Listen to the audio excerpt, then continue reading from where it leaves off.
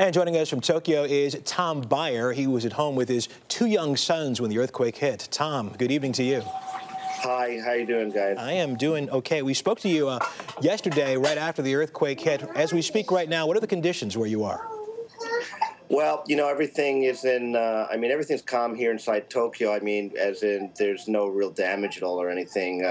Everybody's just trying to get back to normal here. But the problem is that everybody's very anxious because we're not really getting any good information from the media or the government.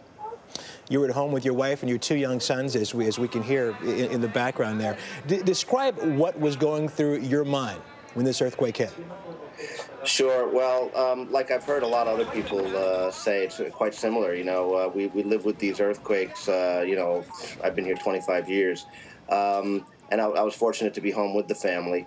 And then, it just started to hit, and it just went on forever. And as much as you try to prepare for this, you really do go into the panic mode, just trying to think of what to do. And in my case, I've got two small boys, 5 and 2 years old, so the priority was to make sure that these little guys were safe.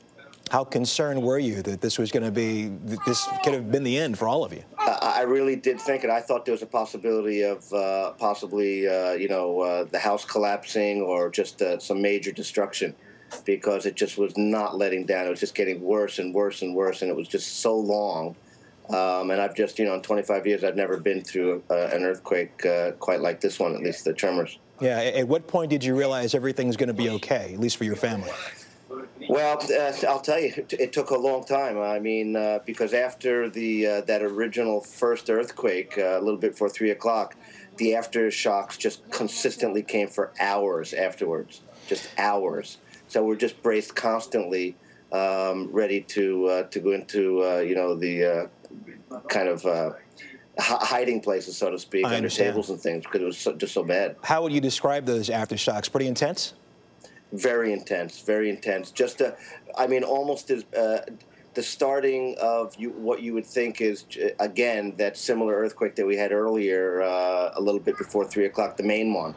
They were intense. And usually the aftershocks come and they're quite small, but these were quite violent aftershocks. And I just couldn't believe it. There was really no stop and start.